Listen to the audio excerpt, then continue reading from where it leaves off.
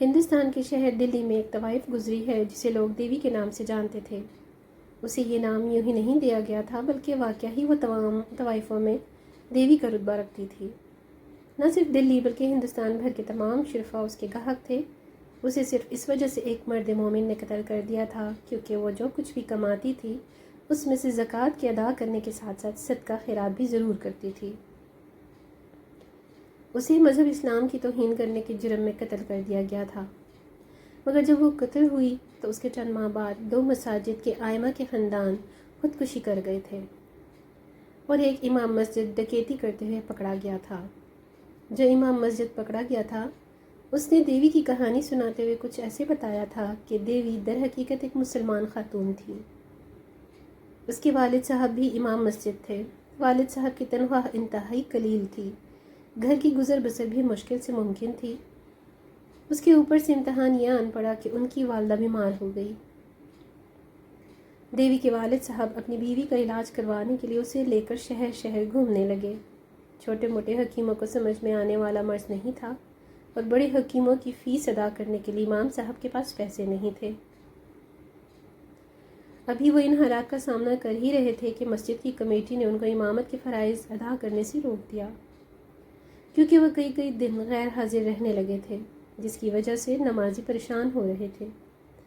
کیونکہ سارے نمازی ایک طرف تھے اس لیے اہل محلہ نے بھی نمازیوں کو حق پر سمجھا اور ہماری بنا کوئی دلیل سنے دیوی کے والد صاحب سے مسجد کی امامت چھڑا لی گئی اور مسجد کے سامنے حجرے سے ہمیں نکال دیا گیا۔ کئی دن اور راتیں ہم لوگوں نے سڑک پر گزاری۔ پھر میرے والد صاحب ہمیں لے کر دلی آ گئے۔ دلی میں میرے والد صاحب میری ماں کے علاج کے لیے در در بھٹکتے رہتے اور میں دن بھر بھیک مانگتی رہتی۔ مجھے بھیک کے نام پر جو رقم ملتی تھی اس سے ہم لوگ روٹی تو کھا سکتے تھے لیکن میری ماں کا علاج ممکن نہیں تھا۔ میں ایک مسلمان بزنس مین کے پاس کچھ مانگنے کے لیے گئی۔ اس شخص کا مصالحوں کا کاروبار تھا۔ انتہائی حسن پرست اور ہوس پرست آدمی تھا، بد کردار اور بد لحاظ بھی تھا۔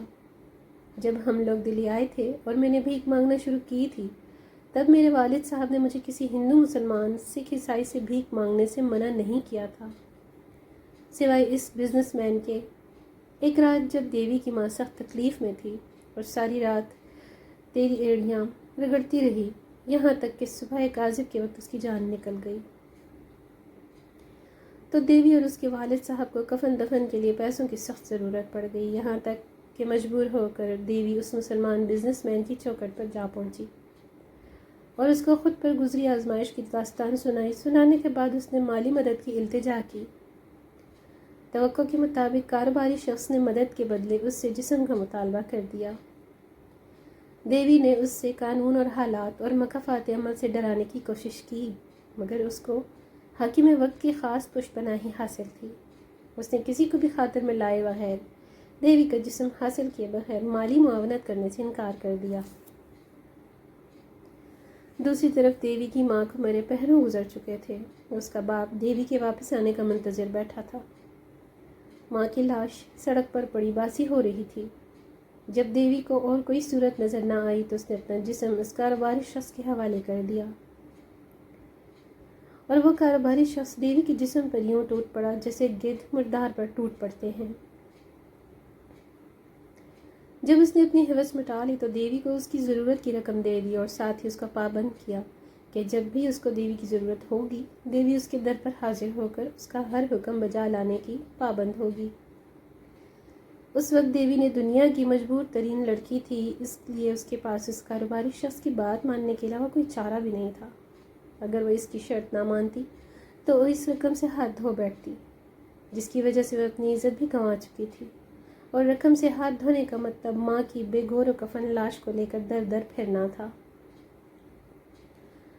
اور اس کے کفن کے لیے در در سے بھیک جمع کرنا تھی۔ اسی مجبوری سے مجبور ہو کر اس نے کاروباری شخص کی تمام شرائط مان لی تھیں۔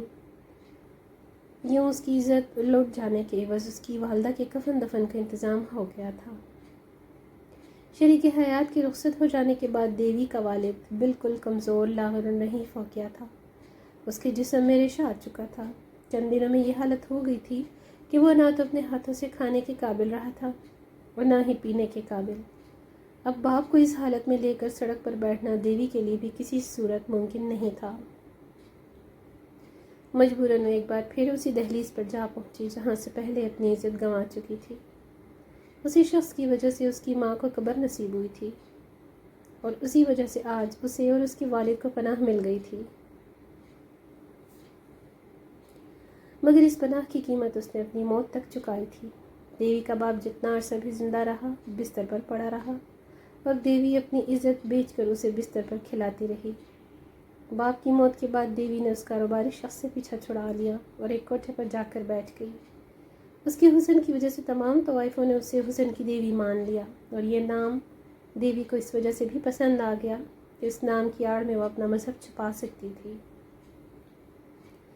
یوں دیوی کوٹھے کی زینت بن کر کمانے لگی اور اس رزق سے صدقہ اور خیرات بھی کرنے لگی، زکوٰۃ بھی ادا کرنے لگی۔ لوگوں نے دیوی کے عمل کو مذہب کی توہین سمجھا، یہاں تک کہ اس کے قتل کا فتویٰ جاری کر دیا گیا، اور پھر ایک مرد مجاہد نے اس کو قتل کر دیا۔ جب قاتل کو گرفتار کیا گیا تو اس نے قتل کی وجہ فتوے کو قرار دے دیا، مگر جب اس کی جان بخشی کر دی گئی تو اس نے دیوی کو قتل کرنے کی وجہ کچھ یوں بیان کی کہ اس نے پہلے جی بھر کر دیوی کے جسم پر اپنی ہرس مٹائی۔ جب اپنا مطلب پورا کر لینے کے بعد وہ فارغ ہو گیا تو دیوی نے اسے پیسوں کا تقاضا کیا۔ پیسوں کی بجائے اس نے دیوی کی جان لے لی۔ دیوی کو اٹھا کر جب طب خانہ لے جایا گیا تو وہاں جا کر دیوی نے اپنے آخری الفاظ کچھ یوں ادا کیے: بے شک کفر و شرک کرنے والے جہنمی ہیں، مگر میرا جسم نوچنے والا پہلا شخص بھی مسلمان تھا اور آخری شخص بھی مسلمان تھا۔ مجھے مار کر وہ کسی جنت کا مستحق نہیں ٹھہرا۔ اس بات کا اندازہ سے روز محشر ہو جائے گا کہ مجھ جیسی گناہ گار کو مار کر وہ خود کتنا بڑا گناہ گار ہو گیا ہے۔ اس کے بعد دیوی نے کلمہ شہادت پڑھا اور جان رب کے سپرد کر دی۔ اس کی موت کے چند ماہ کے اندر جن 2 آئموں اور ان کے 2 خاندانوں نے خودکشی کی ہے، آپ جا کر تصدیق کر سکتے ہیں کہ ان کا گھرانہ دیوی کی دی گئی خیرات اور رقم سے چلتا تھا۔ دیوی ہی کی وجہ سے لوگوں میں ان کی سفید پوشی کا بھرم قائم تھا۔ دیوی ہمیشہ ان کو 1 مہینہ ایڈوانس کے پیسے دے کر رکھتی تھیں، تاکہ اگر کسی مہینے وہ پیسے نہ دے سکے یا وہ مر جائے تو ان لوگوں کے پاس متبادل بندوبست کرنے کا وقت موجود ہو۔ انہی امام مساجد میں سے ایک میں بھی تھا۔ باقی 2 نے خودکشی کر کے موت کو گلے لگا لیا۔